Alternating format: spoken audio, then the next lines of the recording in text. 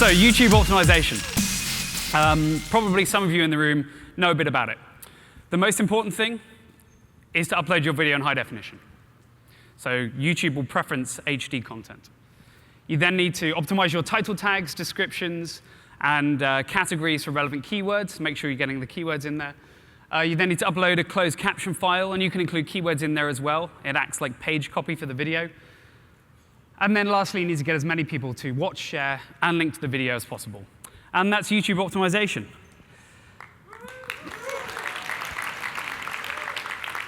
The problem is, it just sounds a little bit like SEO from 2008.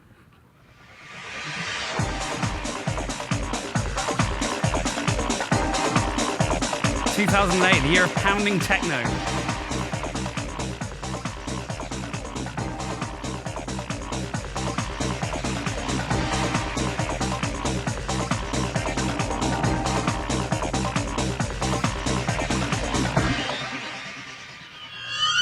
Howdy, SEO Moz fans. Welcome to another edition of Whiteboard Friday. So in this particular Whiteboard Friday video, Rand talks about the SEO pyramid, which is accessible quality content, keyword research and targeting, link building, and social. And that is SEO. Done. Great. In fairness to Rand, he's ahead of his time here, and this is still true today. You still need all this stuff. But if we're honest, it's about the tip of the iceberg. That's like 10% of the real what SEO looks like. I mean, over the past couple of days, we've had so many presentations that just span this enormous breadth.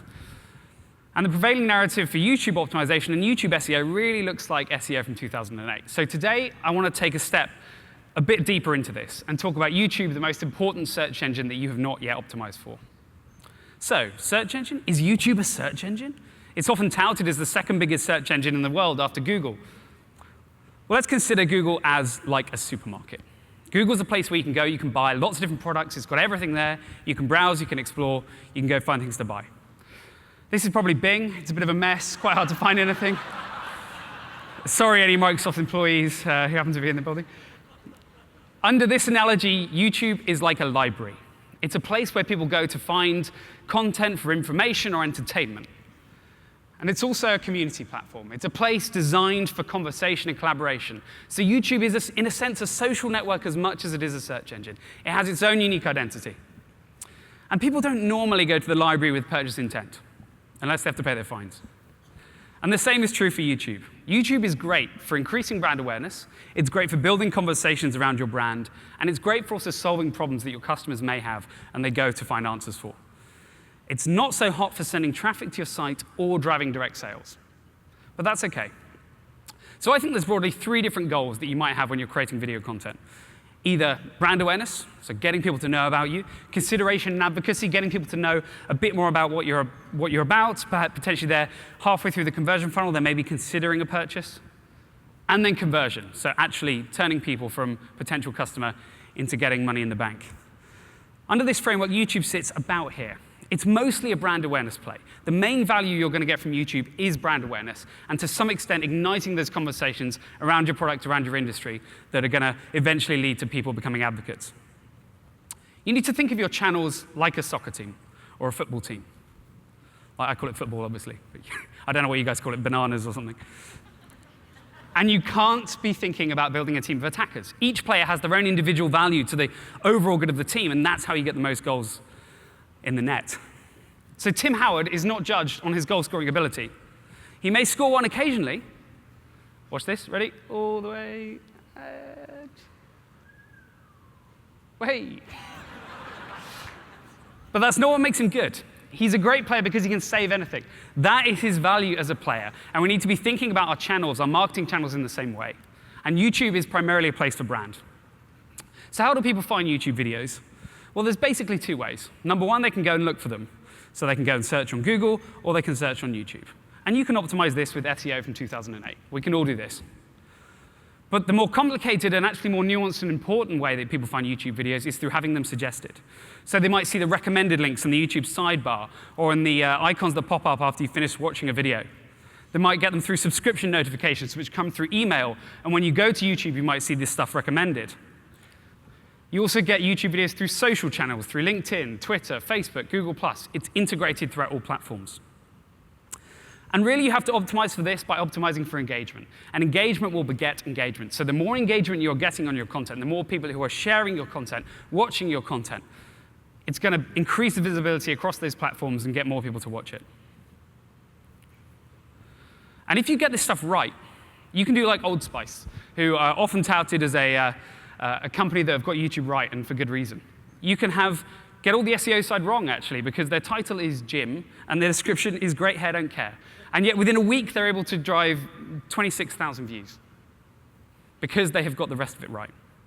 And under this world, really, subscriptions are the holy grail of core YouTube optimization. If you can get subscriptions, people are going to have their content recommended throughout the platform when they search online. It's like when people encircle you on Google Plus and they start to search that way. It's the personalization, and it is rife with YouTube, and it's been there for a while. And yet, often as SEOs, we've forgotten that really this is the critical thing. But there's a problem. Because the way most people approach YouTube marketing is as such. They think, right, I need to come up with a great idea for a video to promote my business. They then pay a creative agency to make this video. They then upload the video to YouTube, pay for some seeding and advertising, and judge success based on the number of views. But this never works. Because a good idea for a video is not necessarily a good idea for YouTube. The two are not interchangeable. They are not the same thing. YouTube is its own discrete, unique platform and requires a unique approach. And so I want to show you an example of a video that I think is a good video, but didn't work for YouTube. And I could have picked hundreds of examples, but I wanted to show you one of my own failures and to show you a video that we made at Distilled. So this video is going to be, it was originally made exactly like these Wisty videos we've been playing, to be played at a conference. It was for Brighton SEO in the UK to promote our training platform. I'm here to introduce you to Distilled U, our online SEO training platform. If this were a real advert, it wouldn't use my voice. Still, with 80 hours of HD video, interactive modules, explosions, bacon, aliens, Critchlow, bacon. Really, it's just something we built to help train our team. We're still releasing new modules into it, but you can try it out for free if you like.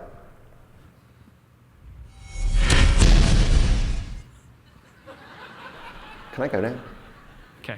It's frivolous, it's stupid, it was fun. It did quite well at the conference. We got a few sign-ups, people liked it, there was a few laughs. But then we wanted to maximize the benefit from this video, so we put it on YouTube. And over a year, it accrued a total of less than 1,000 views, 5 thumbs up, did nothing. It had no value for us. And actually, what we found is that it was cannibalizing our performance in organic search. So YouTube is a very strong domain, and YouTube videos will typically rank very well. But the problem is when you search for Distilled U videos, what you got was this here. You got YouTube ranking above our own site, when really we wanted to drive people to our own site for this particular term. So it was a problem, and it was an all-round failure. And the reason is because nobody cared about the content on YouTube. Why would you care about that? It's an ad. It's just something that we've made for promotion. And the critical thing is not to treat YouTube like a content repository. Just because you have a video doesn't mean it's going to work on YouTube. I deal with this kind of perspective all the time. When people think content first, they think, we've got content, we've invested in videos, and now we want to maximize the benefit. We know that YouTube is the place where people go to find video content online, so we want to make sure we have a presence there. We want to make sure all our videos are findable there. It just doesn't work. You have to think audience first. Does your audience want to watch your videos on YouTube? What are your audience looking for? Is it the kind of content you're creating? It's not content that's king. You can have great content. It's context. And YouTube requires a specific context. You have to understand what your audience is looking for and serve that requirement, serve that need, rather than just hoping that the fact that you've created great videos is going to work for them. So instead of thinking always be closing, you should be thinking ABV. Matt Brown, I'm not talking about alcohol by volume. Always be valuable. It's about serving the intent and the requirements of your users. And you need a coherent channel strategy for this. The best channels on YouTube are lean and mean, which means that you need to make sure you're only having content on there that is valuable for your audience. And rather than just flooding the channel with lots of different pieces of content, because the more your channel is lean and the more the best content is driven to the top, the more that specific content is going to be recommended when users are browsing one video or browsing another one. So what you have to do is go into your YouTube analytics. It's going to work. I would recommend going to your YouTube analytics and then go to the audience retention report. And what you'll notice if you scroll down is that there is a series of videos ranked by the average time watched and the estimated minutes watched. So the average percentage viewed here is the most important thing. And what you want to do is make sure that the content that has very low engagement, so here we have one that has 28% average percentage viewed, that's a clear indication that the content is not as successful or as interesting to my audience as the other content there. And what we should do is then go and make that content unlisted, which is basically like putting a no index tag on your videos. You can still retain the view count, the content is still there, but it's not going to flood the search and have that issue of being recommended above content that's actually performing better. I would then also recommend going into the traffic sources report.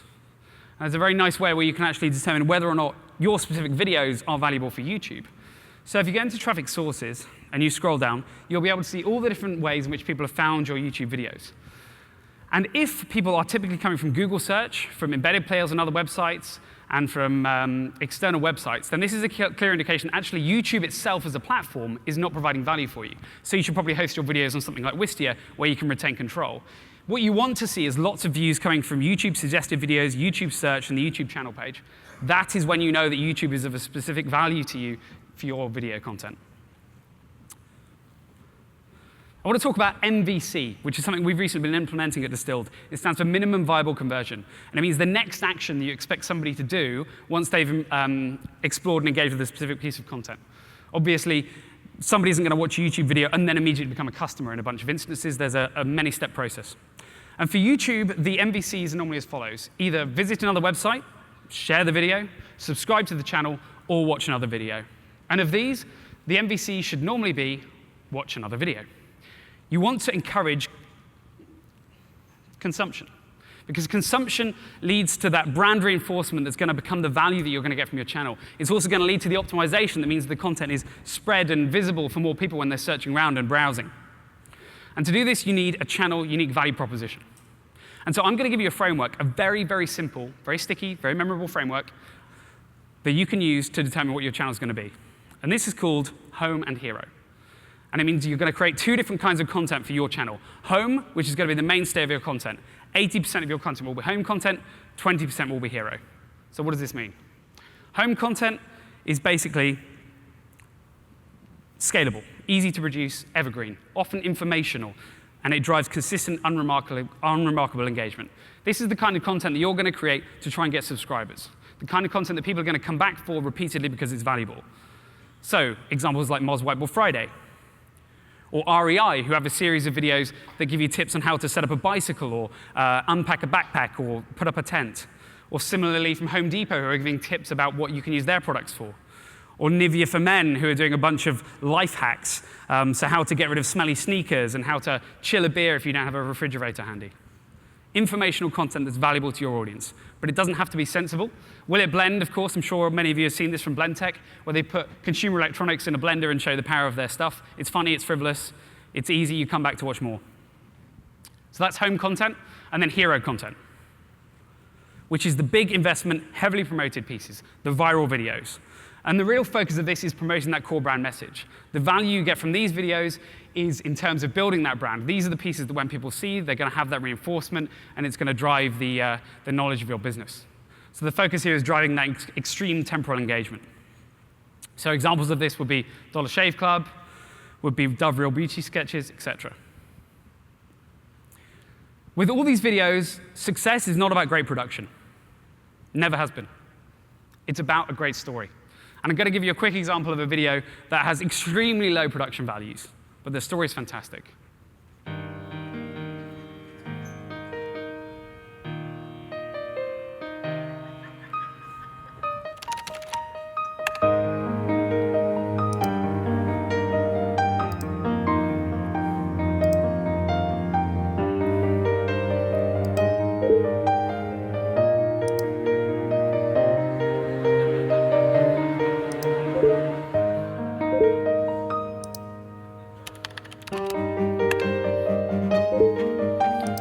I'll let you guys go and search and see how that one ends. So gut reactions for videos are formed in 3 seconds or less. And this is incredibly important for YouTube because of this thing. How many of you, when you're going to watch a YouTube video and a pre-roll advert comes up, your eyes focus immediately there and you just wait for the 5 seconds to click skip? Yeah, most of us. I think there's about 56% of people basically skip all ads. And I think the main reason for this is that actually the ads are typically irrelevant and not targeted all that well. If you get a really good ad, you will stop and watch it. How many people have seen this piece, the epic splits from Volvo trucks? Worth looking at. Fantastic piece of marketing. And I want to give you a little story, an anecdote to kind of prove the point here, which comes from my colleague Rob Ousby, who is the VP in Seattle here and runs our Seattle office. He's also the world's least photogenic man. If any of you see him later on, I would recommend trying to get a selfie with him. Anyone who can get a good selfie with Rob that makes him look good, I will give you a free link.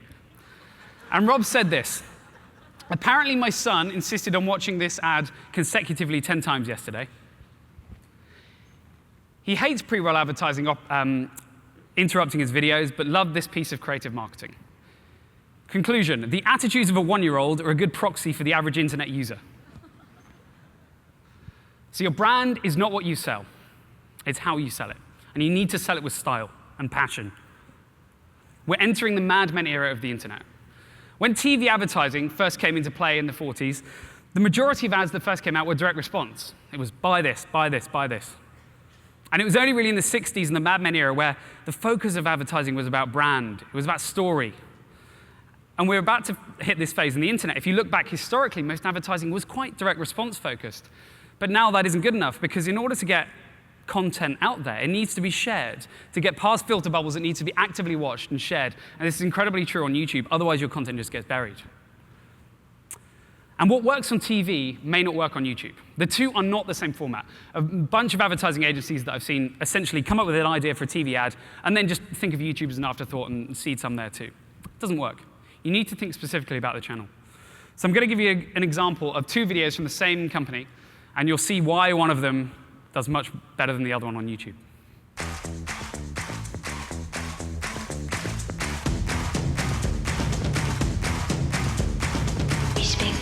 Next level body rock, I'ma take it up a notch, kinda like a sneak attack. If you're coming up, take the elevator, top floor mine, skyscraper. We be looking down, heavy that grind, put the rocks in the glass, cool down, make it last. It be hot like a desert, yo. She be walking like an animal. Shake, shake, shake, shake, shake, shake, shake, shake.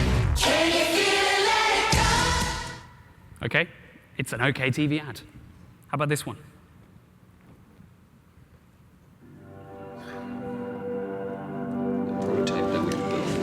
Sorry, can I ask a stupid question? Sorry, do you have a minute? Sorry. Yeah. Oh, sorry. Oh, hey, there he is. Mind if I squeeze in here? Sorry. Sorry. Sorry. Sorry. So it's Tim.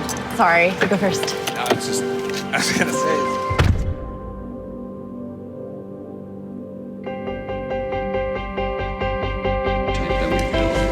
I have a question. Why don't we go back to the original thing that we did? Morning. You got a minute? Sorry, not sorry. Sorry, not sorry.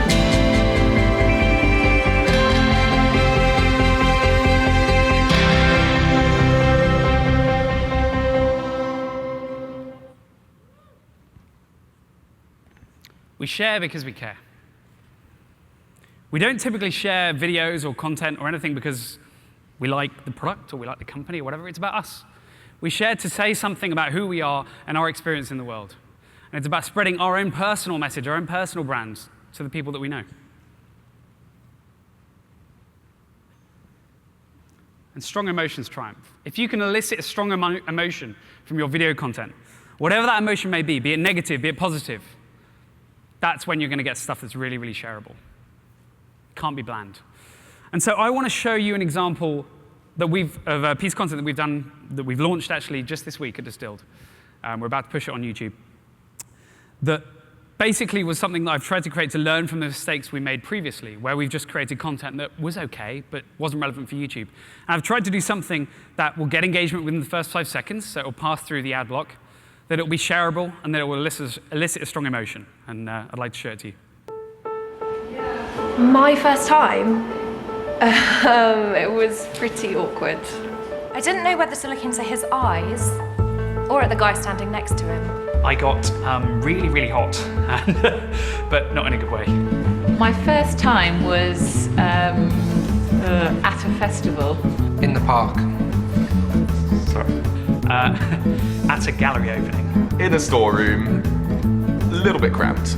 Sorry, what was the question? He brought lots of equipment with him. You know what? I was fantastic. Okay. No, I wasn't. My mouth got really dry. That didn't help. We spent a lot of time deciding where to put the camera. I brought my friend along to help hold the equipment in place, which she didn't like, but it made perfect sense to me. Not gonna lie, I was kind of glad when it was done. I find practice really helps. On reflection, it probably would have been better without all the people watching, particularly my mum. I actually haven't done it before. Yeah, seriously, this is my first time. Right, Tim, that's pretty shit. There you go, darling. And I told you were supposed to just look to the side of the camera. You spoke way louder than you did when we were just in rehearsal.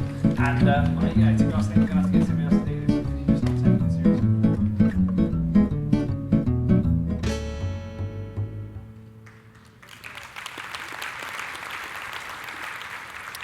So the MVC, the minimum viable conversion for that video, is not become a Distilled client, obviously. Our conversion funnel is long, takes a very long period of time.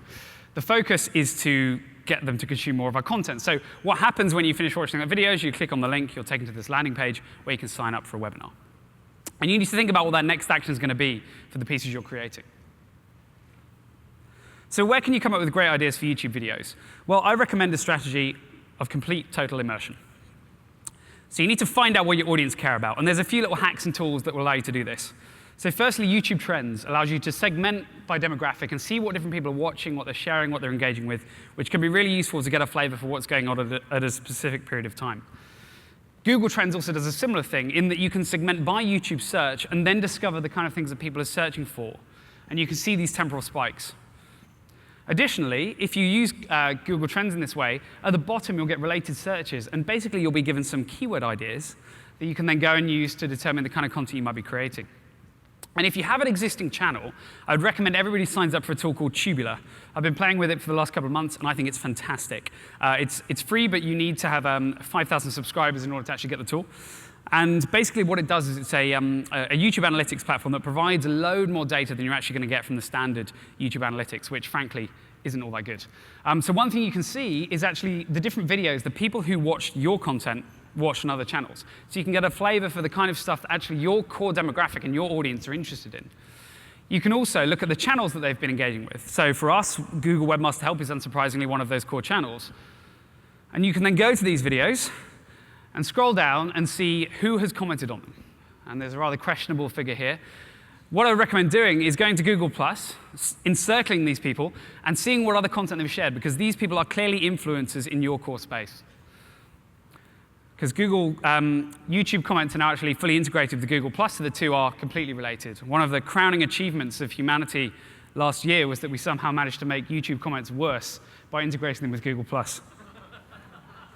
From here, you can then think laterally about your brand. So for your home content, for the core base of your channel, for the Whiteboard Friday kind of stuff you might be doing, think what can you talk about with authority? What is the unique knowledge that you hold in your business? And then for the hero content, you need to define that brand message, so work out what separates you from the pack. And there's a few little hacks into this as well. So I've taken this from actually our head of creative at Distilled, Mark Johnston, who just recommends, and I think it's a fantastic and simple idea that you can all do, Google the following things. Google all those, and you will get an immense amount of insight about how actually people feel about your brand, how they feel about your competitors, how they feel about your industry as a whole. And take this information and try to work out what your particular product USP is and the angle that you might be able to take creatively. So, content marketing. It's not about the product, right? It's about the story, it's about the user. Except, of course, when it is about the product. So if you are Gibson, yes, you can succeed on YouTube just by having pictures and images and videos of people playing your guitars. Because your guitars are great, people like them, they're a desirable product. In fact, if you have an even more desirable product, you don't even need to show the product at all.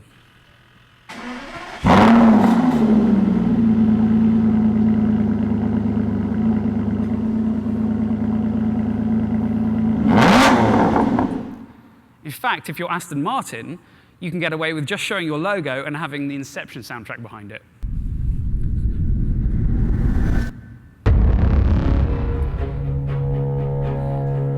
I'm sold at that point, frankly.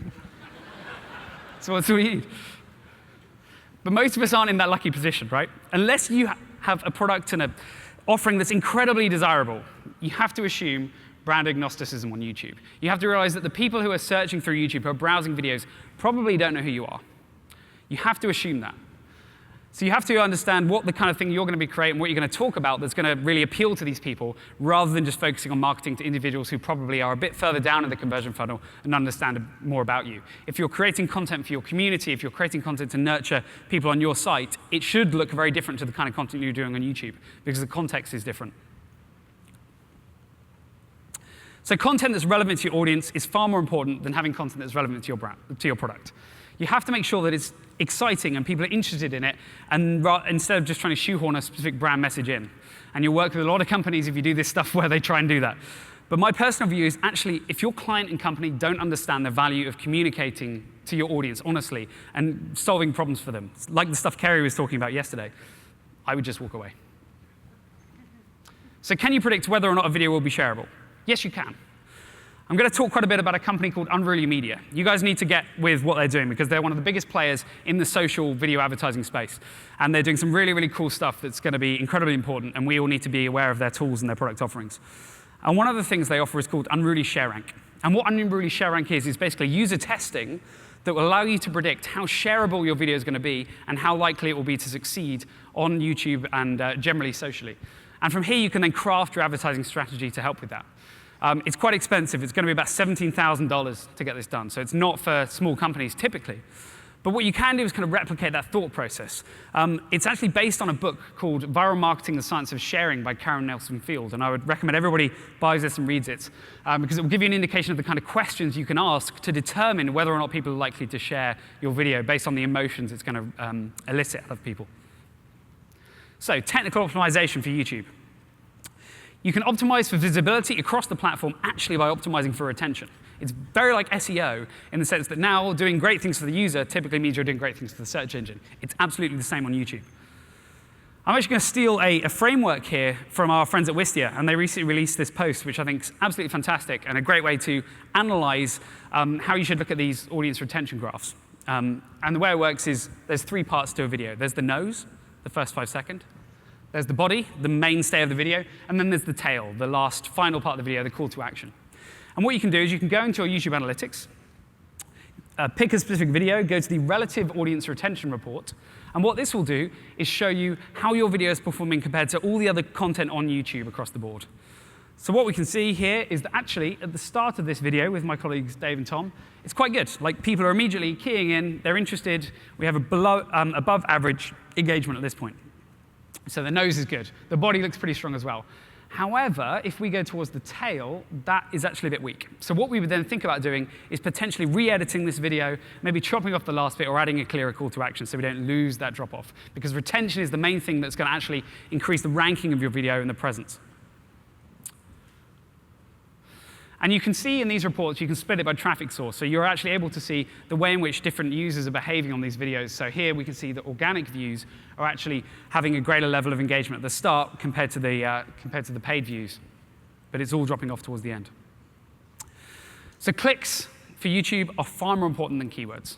The more clicks you're going to get, the more traffic you're going to send to your videos, the better it's going to rank. Keywords are not so important in this sense.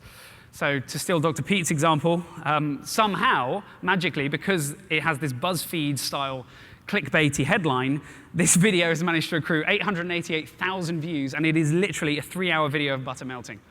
So I'm not saying that you should replicate BuzzFeed articles for your titles, but you need to think about clicks. And what you can actually do is test this and measure it using YouTube Analytics. So test adjustments in the titles and the thumbnails. And then if you go to the traffic sources report in your YouTube Analytics, then click on YouTube suggested videos, you'll see this kind of graph. And what this indicates is the amount of people who are actually clicking on your video when they see it in the sidebar or in the boxes that come up at the end of a video when you finish watching. And this will indicate to you whether or not it's clickable, it's sticky, and people are interested. So you can basically run CRO tests like that.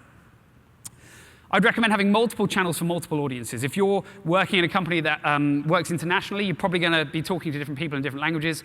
It's absolutely fine to have multiple channels. That's completely appropriate. I would have as few channels as you can, so keep it lean, keep it mean, keep it tight, but still have as many as you require for your specific audiences. On the other hand, playlists, I would recommend using absolutely liberally. Playlists are fantastic because they can rank in organic search, they can rank in YouTube, they can be recommended in the sidebar. So it's basically a way of just slicing and dicing your content in a different way to increase visibility across the platform. And so I would think about using as many playlists as you particularly think are relevant for your audience and go nuts with that. YouTube annotations are also an important part of the mix. So annotations are basically these JavaScript overlays that you see, and you can click on them, and it will take you to another video. It will take you to the subscribe page, to an external site as well. But if you're going to consider using these, think about it in pre-production. Think about it as part of that creative mix. So remember I said the MVC for YouTube is usually watch another video? There was a really, really great example of doing this effectively from British Airways, who did a series called Choose Your Own Adventure. And what happened is you would watch this initial video, which is basically somebody arriving at an airport. And then what happens is you're sent to this box here, and you can click on any one of those 4 cities. And it will take you there and take you to the next video. So what they've done from this is basically used the Choose Your Own Adventure book model that you may have had seen in the 90s and 80s. And they've basically replicated this on YouTube to try and exacerbate the amount of content that people are watching and therefore optimize visibility across the platform. Very, very smart, but they thought about it creatively at the beginning rather than considering annotations as an afterthought. Similarly, Juicy Couture did similar. Obviously, this is a very desirable product, so this wouldn't work if you're just trying to sell Phil's Blue Widgets or whatever. But what they've done here is basically linked out to their different product ranges and done a launch video to show this new range as well. So you can actually drive a bit of traffic and get people interested. I'd recommend adding a call to action for subscription on all your content. You can actually set this up in the settings so that it's automated. Because again, as I mentioned, subscriptions are the real currency of engagement on YouTube and the main thing that's going to help you rank better and have increased visibility. So try and get as many subscriptions as you can and use the framework to improve this. OK, promotions. This doesn't happen. Videos do not magically go viral on YouTube. It's a complete myth. I would recommend having a look at the viral video chart from Unruly. And what this is basically a large catalog over many, many years now of all the different videos that have gone viral. And you can segment them and you can see stats on it. So it's a great way for you to actually observe how and why different things have previously gone viral. What they've recently noticed, and they just released this data not so long ago, is actually because of the dirge of content that we now have, increasingly, you need to get as many shares as you can in the first couple of days and ideally in the first couple of hours of launching something and pushing it. And the more you can exacerbate those initial shares, the more likely something is to continue and have this long tail of shareability afterwards. You need to optimize for that initial launch. I recommend using paid promotions actually for all pieces on YouTube. It doesn't matter whether you're doing just the big hero pieces. The home pieces can be useful as well. And we've had some real success at Distilled using StumbleUpon, Outbrain video, and Reddit advertising as well to drive some really nice traffic to videos for some of our smaller clients. So one of them might be Digital Science, who are a client that I work with. And we only spent about $1,000, and we got 16,000 views and some really, really nice engagement on this video that we launched earlier last year. Google Plus post ads are going to become incredibly important for YouTube. The old school pre-roll advertising model that we currently have is a bit crap. Nobody likes pre-roll ads. Everybody hates them, which is a massive issue. And I think this is one great way where Google have actually thought to overcome this by having these post ads that you need to actively engage with to actually set off the advertising framework. So I think everybody should keep an eye on this and start to play with it. Unruly have actually been slightly ahead of the game here, and they've had a product for a while called Unruly Activate. And what Unruly Activate does is it's basically this network of bloggers that they have across the web with embedded video players. And what they'll do is serve different videos to, across these video players, and it's only activated when you actually click play. So it's a great way to basically seed this content out there, and it can be a lovely way to promote video without forcing that pre-roll model, which may not work. For pre-roll advertising itself, I would actually recommend specifically targeting channels and videos. There's a bunch of ways in which you can slice and dice and segment in YouTube TrueView and InStream. But I would recommend targeting specific channels and videos, because you can really refine exactly what you're going to offer somebody when you know what the kind of content they're going to watch. And I'll show you an example actually from Burger King, who did a wonderful job of this. Damn bitches be on my nerves right now. I cannot even watch a simple YouTube video without these advertisements popping up.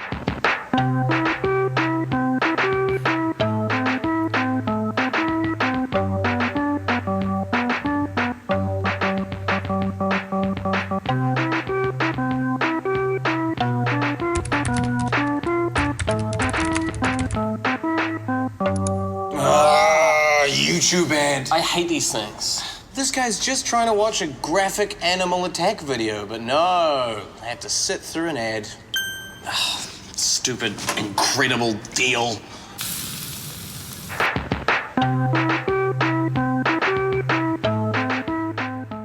This guy's just trying to watch a screaming goat video, all black highlights, watch a music video, a Jimmy Fallon clip, an Anchorman 2 trailer, North Korean babies play the guitar, but no, they have to sit through an ad. Smart. Gets the engagement in the first 5 seconds, does something creative. Specific targeting rather than just generic push of a single piece of content. So I am a self-confessed little bit of a troll, to be honest. A little bit. Paddy Mugan, who's speaking tomorrow, is my boss. And I've done a lot of these memes, basically happy Paddy, sad Paddy. And this is essentially currency for communicating emotion at Distilled. While he was away for a few months, I decided to get this stenciled on our wall in the office. And I recommend actually trolling as a strategy for YouTube advertising. So find out which of your competitors have partner status enabled. YouTube partner status means that you allow advertising on the video. Then go and create an ad specifically targeted towards their customers and choose to serve that advertising only via TrueView on their channel. It may take them a while to notice. Great way to try and piggyback on somebody else's mistakes. Similarly, for goodness sake, don't allow ads on your own channel. If you're doing marketing, if you are trying to use YouTube to do marketing with videos, as most of us in this room will be, you don't want to be serving ads on them.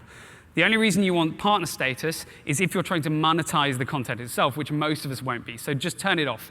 YouTube have made it sound exciting. Hey, I'm a YouTube partner, because then they make money off you. You can also find outreach prospects by doing some smart competitor analysis. So Unruly are about to launch this product called Unruly Analytics. It's in beta at the moment. I've had a play with it. It is fantastic. It's basically search metrics for YouTube. That's the best way I'd describe it. And it allows you to type in different brands. It allows you to look at different videos and find all this information about who's shared it, where it's gone. It's going to be great. As soon as this comes out, I'd recommend signing up. Unfortunately, I don't know how much it's going to cost yet. They're still working that one out. But what you can do in the meantime is use the Unruly viral video chart. Search for specific brands, maybe your competitors, etc. Go and find those videos, plug those videos into Open Site Explorer, see who's previously embedded the content, link to the content, and then you've got a whole list of potential outreach prospects and people who might embed your YouTube videos. People are normally quite good about embedding YouTube videos because it doesn't feel particularly commercial. You're just recommending content that you like. So it can be a great way to do outreach. I want to finish up in the last few minutes that I've got just answering this question. Because obviously, as quote-unquote SEOs, we have a lot on our plate. We've got PPC, SEO, we're now doing content marketing, we're doing outreach, we're doing all this stuff. Why should we care about adding something else to our plate and really focusing on YouTube as a channel? Well, I think you should care because of TV. We are TV. TV advertising spend is about to drop off. I believe there's going to be a big drop of this kind of money, and it's going to flood to the channels that we typically work in. Because the time spent watching video, compared to traditional TV, online video is now increasing massively, and this is going to continue. Many of us watch TV content on iPads, on laptops. We don't often sit in front of the TV in our living room and just watch all this stuff. There's a change in user behavior, and this is leading to a change in advertising spend, although it's taking a while. And YouTube is the #1 online entertainment destination by miles. It's where people go for entertainment online. And so I believe that we're about to see the next great flood of money into digital. We've written a report about this at Distilled. It's called The Future of TV. I'd recommend you go and check it out. And YouTube is highly likely to be one of those places where a lot of that money gets spent. And we think that about $15 to $25 billion could be up for grabs in this industry that's just burgeoning. For reference, the PPC industry in the US alone, I think, is about $18 billion. So this is not trivial sums of money. So tomorrow's biggest brands are going to be built online, in a world that we're calling online first.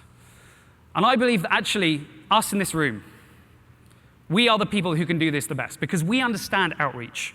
We understand technical SEO, which you need for YouTube. We understand promotions. We understand content creation. We do real company, inbound, growth hacking, marketing shit.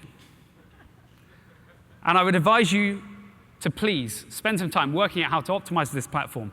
Go, make great things, optimize for YouTube properly, and go make yourself some money. Thank you very much.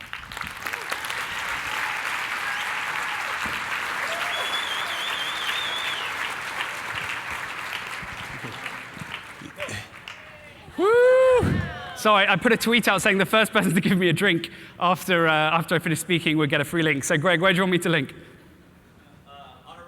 All right, done. All right, we're going to take we have time for one question from the audience.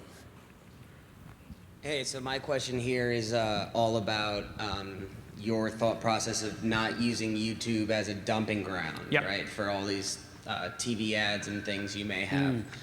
How do you convince clients of that, in short?